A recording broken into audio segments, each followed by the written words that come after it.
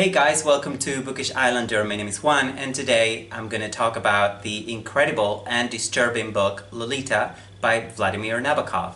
Vladimir Nabokov was a Russian-born American writer. He was born in the city of St. Petersburg in Russia. He's part of a very wealthy aristocratic family. He grew up trilingual. English, Russian, and French were the three languages spoken at home. The family had to flee Russia after the October Revolution of 1917, and so the family moved around Western Europe for a while. They lived in Germany, they lived in Paris, France, but eventually he went to the United States with his wife, where he settled far away from the disturbing and troubling place that Europe was during most of the 20th century. Although Nabokov wrote several novels in Russian, in fact his first few novels were written and published in that language, he's most widely known for his English language prose, which Lolita is a great example of. Initially, several American publishers just refused to publish Lolita, so he shopped it around.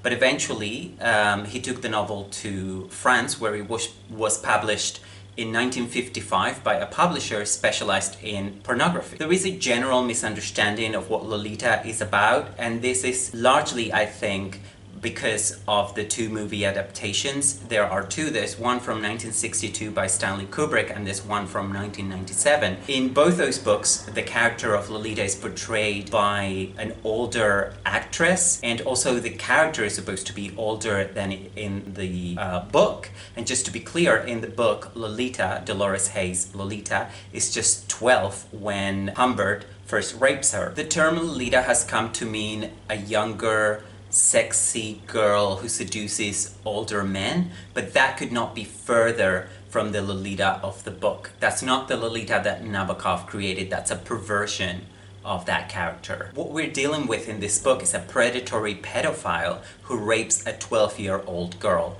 So we're not talking here about a girl seducing an older man, we're talking about an older man raping a child. And as harsh as that sounds, and how difficult it could be for some people to tackle that subject matter, Lolita is one of the greatest books of the 20th century, considered as such by many critics, and it's one of those books that you will find in the best novels of the century or the best novels of all times, and with good reason.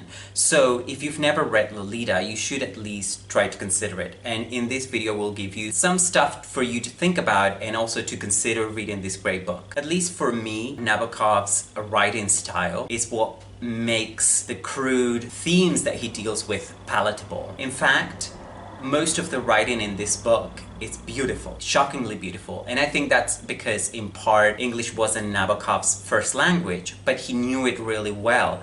So I think that combination of not being the first language and knowing it so well gave Nabokov a certain freedom to play with the language, for example, using puns. And this works in Lolita, because Humbert is the first-person narrator, and he's also of European extraction, so he's a foreigner in America where the story takes place, as much as Nabokov was. And talking about Humbert, it is important to remember that he's a completely unreliable narrator. Everything we know about the story, including Lolita, including every other character, and everything that goes on is told by him in recollection. So we cannot and should not rely on anything he tells us, particularly when he recounts how a 12-year-old Lolita seduced him. And this is important to remember in order to distance Nabokov's book from what the term Lolita has now become, at least in common usage, and mostly for people who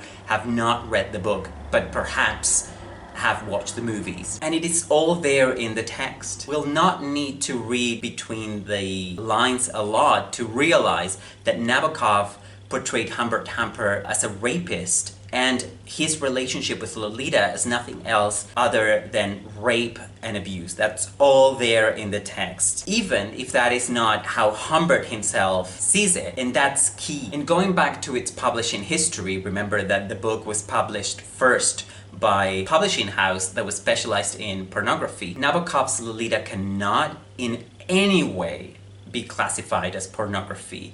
There is not anything even slightly erotic in the book. And just to be clear, there aren't even sex scenes in Lolita. So nothing remotely pornographic about it. And I think that's why, even if you have misgivings about the book, I think you should be able to tackle it. I think I wouldn't say everyone, but I think most readers should be able to tackle it. So even if you have misgivings about the theme, which is totally understandable, just think that it's not pornography. You won't find any explicit sex and no justification of pedophilia on this book. On the contrary. In Lolita, Humbert is a European literature professor and writer who moves to the United States, and he lodges with a widow named Charlotte Hayes, who has a spare room in the house that she now shares with her 12-year-old daughter, Dolores, alias Lolita. Even before Humbert makes it to America, in the book,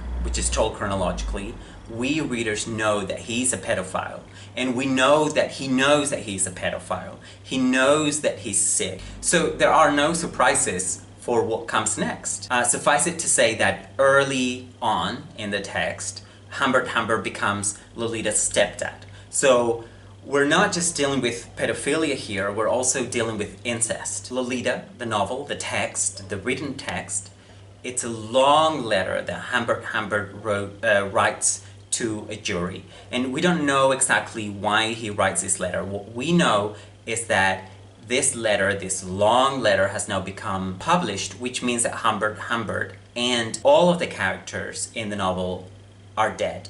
And throughout the course of the novel, you will see some of those deaths happening, but not all of them. One interesting point about this is that while reading the book, we don't know why Humbert is in jail, but we find out before the end of the book. We find out, in fact, toward the end of the book. Why he's in jail makes sense, and it makes this story work beautifully. This is a first-person narration by an unreliable narrator, and I emphasize that because that's important not to misunderstand what Nabokov was trying to do here. Mostly because Nabokov is not alive anymore, so we cannot ask him. But I think if we read the text carefully and are aware of all of these things, particularly of the narrator being so unreliable, we get a very good idea what Nabokov was trying to do here. It is also important to notice that Humbert never, ever, in the course of the story, justifies what he's done or even tries to plead non-guilty. He's guilty, he's aware of his guilt, he's aware of what he's done, he's aware of why. He